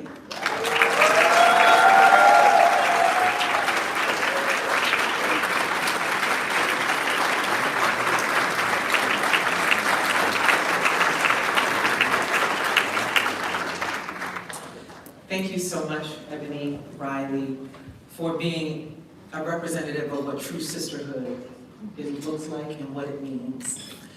I want to thank Reverend Sharpton and the King family, the board of directors for the National Action Network, for this honor and privilege, not just on behalf of myself, but on behalf of the Congressional Black Caucus Foundation. Now, I know I'm the last awardee, and that's a hard spot to be in. It's a hard spot to be in to come after Donna Brazile. But I'm going to ask you all to give me your attention just for a few more minutes. Because this award is not just about me. This award is about little girls like me. I want to tell you that more than 30 years ago, on this very holiday, when I was an undergraduate student at Carnegie Mellon University in Pittsburgh, Pennsylvania, I skipped classes that day. Because even though the King holiday had become a national holiday in 1986, the board of directors at Carnegie Mellon saw fit to say we still needed to go to classes that day. And that we did not get that day to honor and recognize Dr. King.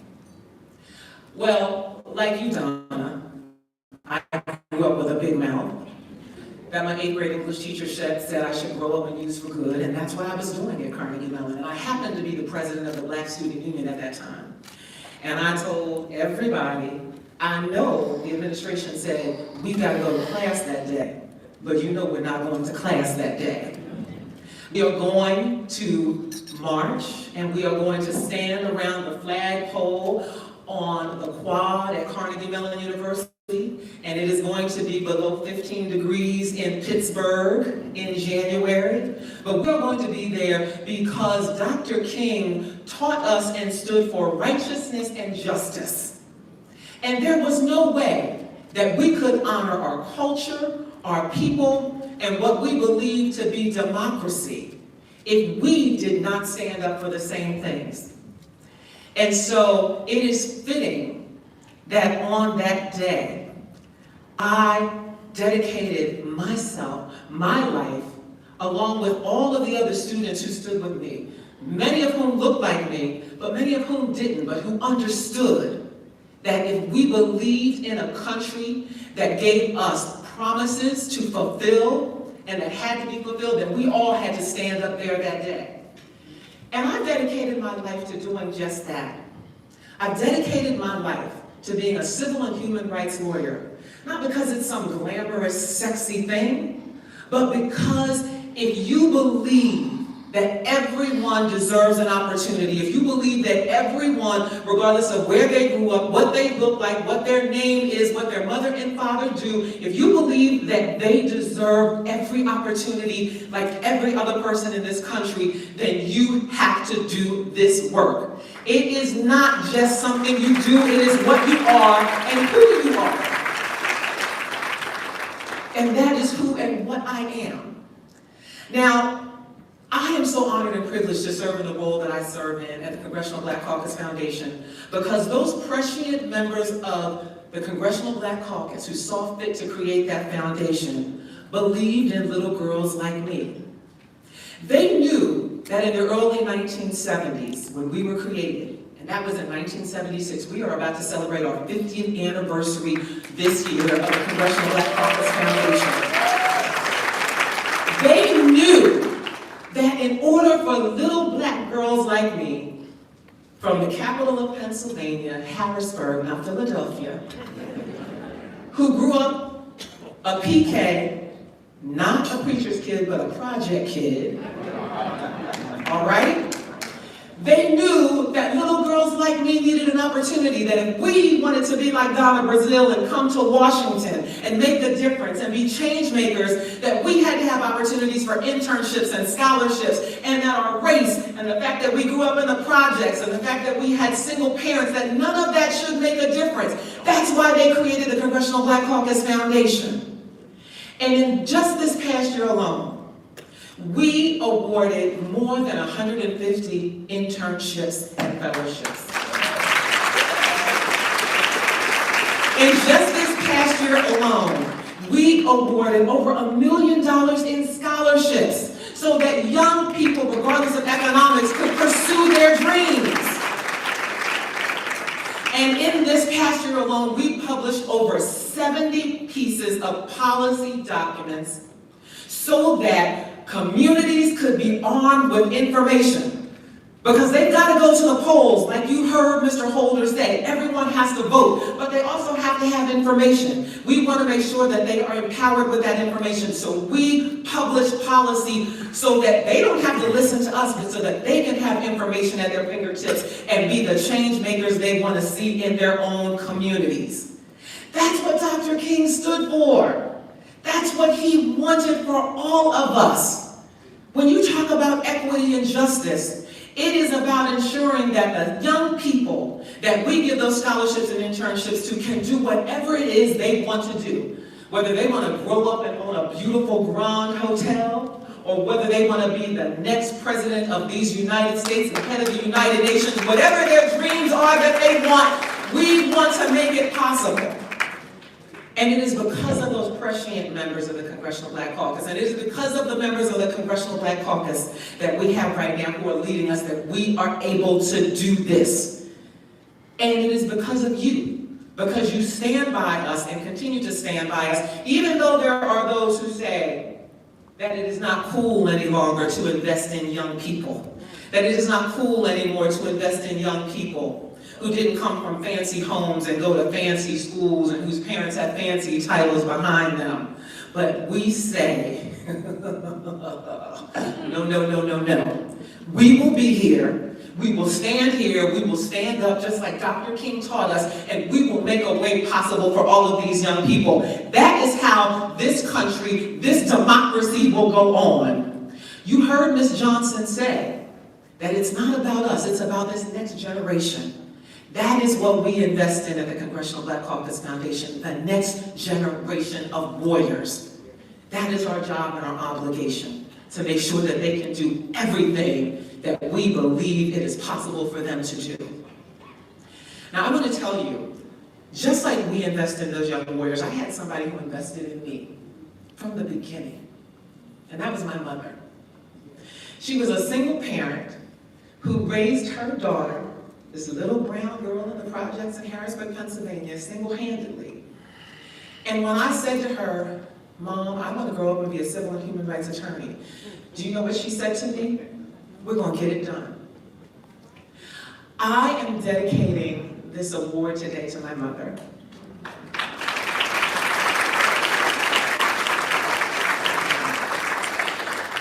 My mother died at the beginning of December, right before Christmas. But I know her spirit is here with me today. Her birthday is this coming Thursday. And when I got the letter about this award, I said, wonderful, we are going to start off Mom's birthday week celebrating on Dr. King's holiday. But even though she is not physically here, Not only is her spirit here, but so is her lesson to me, and the lesson that I'm passing on to you. The one thing that my mother never told me was this, and it's a powerful word that has the power to either uplift or to bring down. She never told me no. When I called her from Carnegie Mellon and said, Mom, we're laying in the streets tomorrow because one of the white fraternities is still using the Confederate flag as their symbol, she didn't say, Nikki, don't do that. No. What she said was, now you know I have a good state government job. I cannot afford to come to Pittsburgh to get you out of jail. Do what you have to do. Just don't get arrested because I want you to keep doing what you have to do. That was who she was and what she told me. She never told me no. That was empowerment. And that is how we have to empower this next generation, by never telling them no. Like young Eric, never telling him, no, you can't do this because somebody said you weren't smart enough, good enough, rich enough. That is the beauty of equity and justice, and that is what Dr. King taught us. And I want to leave you with this lastly. Not only is it important to have warriors like my mother behind you, it is important to have warriors like each of you in this room. I want to thank my husband and my family who are here with me today, who are standing in Mom's stead. I want to thank my Congressional Black Caucus team who was here, my Congressional Black Caucus Foundation team who was here. And I want to thank all of you because it is working together that we will make a difference. And so I'm leaving you with these final words, and these are not mine, these are Dr. King's. In 1964, when Dr. King accepted the Nobel Peace Prize, he said in his speech, there are two kinds of people. There are the people who believe in isness and the people who believe in oughtness. The people who believe in isness are the ones who think, well, this is the way it is. We can't do anything about it. This is just how we have to live. We have to accept it. But Dr. King said the people who believe in oughtness are the people who believe in what should be, what justice should be, what fairness should be, the people who believe that regardless of whatever challenges we are dealing with in this country, in this world, that those who believe in oughtness know that together, working collaboratively, believing in community, believing in one another, never telling our young people no, investing in our communities, investing in our leaders, and moving forward regardless of the challenges, we know that oughtness will rule the day. So I challenge all of you before you walk out of this room, when you go to the bathrooms and look at yourselves, when you powder your noses and look at yourselves in the mirror, when you look at each other as you walk out of this room, remind yourselves that we together, the young people that we are investing in at the Congressional Black Caucus Foundation, all of the leaders who are here in this room, we are the people of oughtness.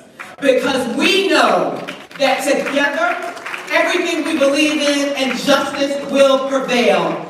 Oughtness is what Dr. King believed in, and oughtness is what we who believe in freedom fight for.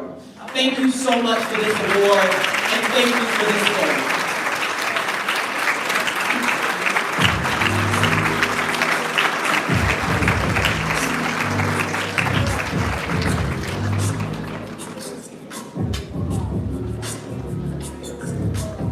Before we close, give us a few more minutes. If everyone could hold for a few more minutes. Thank you so much. That was not the closing remarks. What we want to do next is two things. One, we want to give excuse me if I can have your attention in the room, please. Thank you. If you can sit for a few more minutes, we'll be closing shortly. But we want to give our Youth Award honoree a 3-minute remark opportunity to speak. And then we're going to move to a 2 minutes of remarks from our title sponsor, and then we will be closing. We don't want to make this a lunch. Thank you so much, and we're going to move the program on time for the next 5 minutes to close. So we're going to bring up Mr. Eric Carpenter Grantham, our Youth Award honoree. You heard from his mother, Linda, earlier, but we want to hear from him. Good morning, everyone. It is a privilege and an honor to receive this award. I would like to thank my God for blessing me with this amazing opportunity. Thank you, Reverend L. Sharpton, Mr. and Mrs. King, and the National National Action Network Board of Directors and the DC National Action Network Bureau, and Ms. Ebony Riley for this amazing award. I am 21 years old and I am highly functioning autistic. A conversation with my mother, driven by concern for my safety, that led me to create Eric's ID law. My mother felt if I ever be stopped by law enforcement, I may not be able to respond and the police will expect.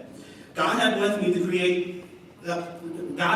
with the idea to create a butterfly symbol to be placed on the ID for people like me and others who have invisible disabilities, like autism, mental health, hearing impaired, and all hidden disability. So if we be stopped by law enforcement, we can be safe. The butterfly represents hope, peace, freedom, and change.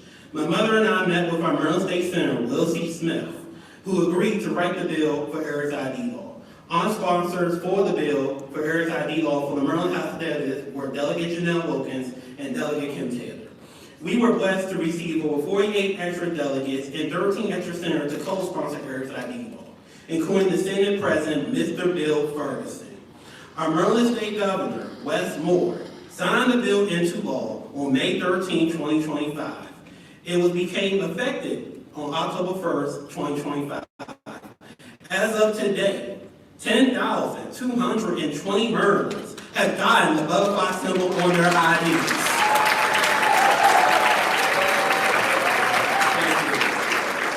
Since being a lion one of you, like my mom said, with Ms. Whoopi Goldberg and the Shirley Shepherd Show, where we have received over 1 million views and comments to make a national law, we are now meeting with Congress to make this a federal law so that all people with invisible disabilities are safe. It is because of Dr. Martin Luther King Jr. that he fought for the rights of others who did not know how to use their voices, that have been inspired by me to fight for people like myself with hidden disabilities. I want to thank God for using me and my mom to his divine assignment. Thank you, God, for being with us through this whole journey for the last 2 years. This journey may not been easy, but we did it, and the journey still go on. Because you say in Proverbs 21:31, the horse is made ready for the day of battle, but the victory belongs to the Lord. In closing, my mom always told me this quote: I was created to stand out, not to fit in.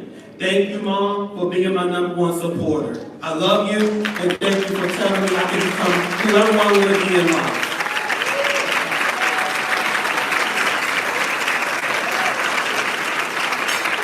Thank you, Mom, for everything. Please support Eric's ID law as we move this mission forward nationally so that all people with invisible disabilities are safe. I want to thank my mom, Governor Wes Moore, his beautiful mother, Ma'am Joy Moore, Mayor Brandon Scott, Senator Will C. Smith, Delegate Janelle Wilkins, Delegate Kim Taylor, Ms. Deborah Martin, Ms. Vonda Wilkins from CWA, and Dr. Kashina A. Pauls, and my aunties Karen Hentfield and Michelle Williams. Michelle Polly, excuse me, sorry, auntie. And being a person with autism, I want the disability community to know that this law was created for you and for me to feel safe and have a voice. Thank you all, and God bless you, and please support your Sharpton. Thank you.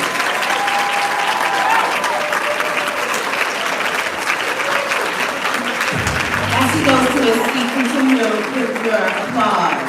We're now going to bring up our Northeast Regional Director and the board, member of our board of the National Board of Directors, Reverend Stephanie Barkley, to close us out.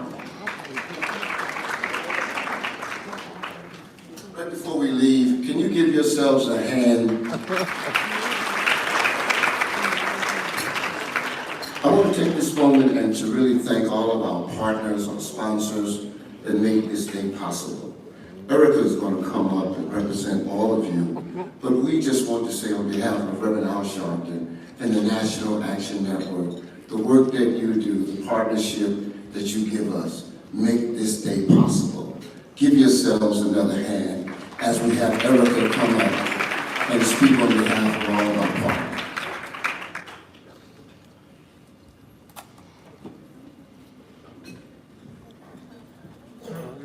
Has anybody else having a good time fellowshipping today? Isn't this a wonderful room? I see so many many friends and people I know here, so I feel very much at home. In my Southern tradition, the pastor said, I won't be before you long. Good morning. Again, my name is Erica Miles, and I'm an executive director at Wells Fargo.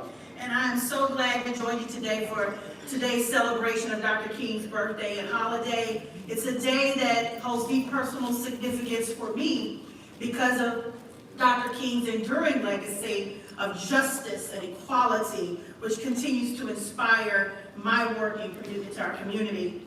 My role at Wells Fargo includes managing relationships with external partners, including the National Action Network. Say somebody is still out here helping your neighbor and telling somebody. Our partnership has included support for the work that National Action Network focuses on in the communities we both serve. I'm sure many of you recall that one of Dr. King's last endeavors was the creation of the Poor People's Campaign. He recognized the need for a stronger focus on the financial health of the community. We heard Reverend Sharpton mention that earlier. Wells Fargo's partnership with the National Action Network creates opportunities to continue the work and focus on financial health, such as increasing opportunities for home ownership and the number of asset managers who handle pension funds. Reverend Sharpton's unwavering commitment to focusing on these two important areas is one example of the work we, Wells Fargo, have collaborated on and hope to continue in the future. My personal connection, y'all remember I said it was personal, to Dr. King's legacy began in my hometown of Memphis, Tennessee. We got any Tennessee or Southern folk in the house today? Before there was a National Civil Rights Museum or a holiday honoring Dr. King, my mother would take us down to the Lorraine Motel where he was slain so we could honor him with our own moment of silence. Then we would take a few minutes to call out the names of Dr. King and other ancestors near and far who made the ultimate sacrifice for justice and freedom. As a little girl standing in that solemn space with my family year after year, I began to develop an understanding of the weight of sacrifice and enduring importance of Dr. King's fighting for equality. Well, it's a full circle moment to work for a company that supports organizations like the National Action Network who continue the work of financial access for all. Wells Fargo celebrates today's honorees. Could we all just give them all one more round of applause for all their work? We know he has moved on to the next opportunity, but we also celebrate Reverend Sharpton, the King family, and all who are connected to the National Action Network who further Dr. King's legacy. And again, congratulations to all, and may Dr. King's dream live on. Thanks for having us.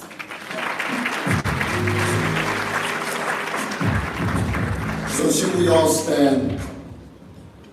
I just want to remind you, those of you that are looking for photos for today's event, you can just use the QR code and you can see the pictures of your lovely self. Again, on behalf of the National Action Network, our founding president and our chairman, Franklin Richardson, and our board of directors, we want to say thank you for making this day possible. Will you give yourselves a hand? God bless you. Have a wonderful day.